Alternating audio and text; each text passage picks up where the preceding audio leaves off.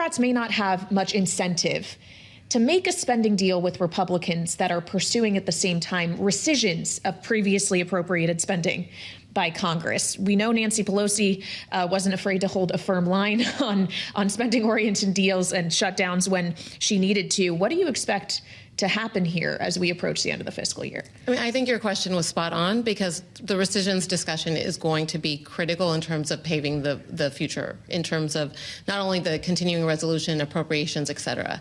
And as you know, in the Senate has traditionally been very bipartisan.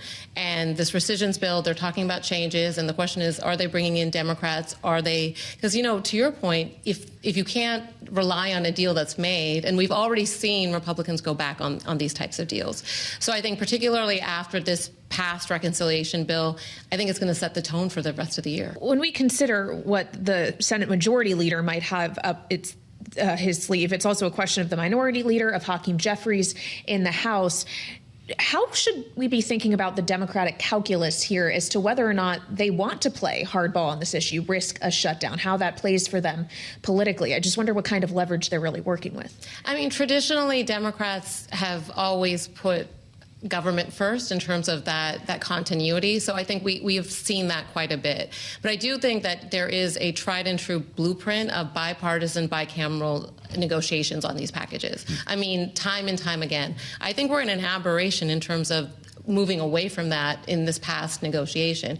And, you know, the reconciliation bill, when you have one party control, that is usually given that, you know, when you have the House, White House, and Senate. Sure. But on the appropriations packages and year-end packages, those have generally been bipartisan, and that's a give and take. So I think that's both sides. I mean, so far the Republicans have not been willing to do that give and take, but I do think that Democrats are going to drive a hard bargain. And but again, I think the rescissions package will pave that way.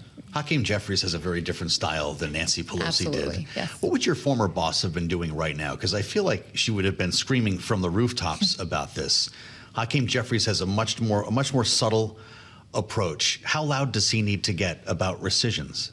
So I think Hakeem Jeffries needs to be Hakeem Jeffries. Yeah? Yeah, absolutely. I mean, we're in a different era. There's generational shift. I talked to a lot of members of Congress. There's a lot of support for Jeffries. He's very thoughtful. He's very smart. He really does try to put country first.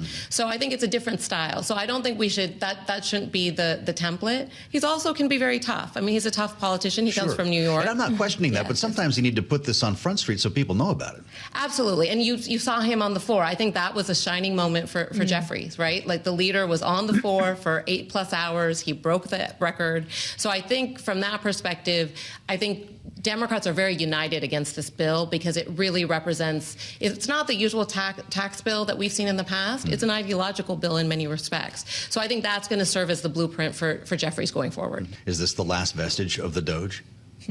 Well, I think what's interesting about the Doge is that there's supposed to be $2 trillion in cuts. And as we know, this rescission bill is $9 billion and change. So I think that speaks for a lot.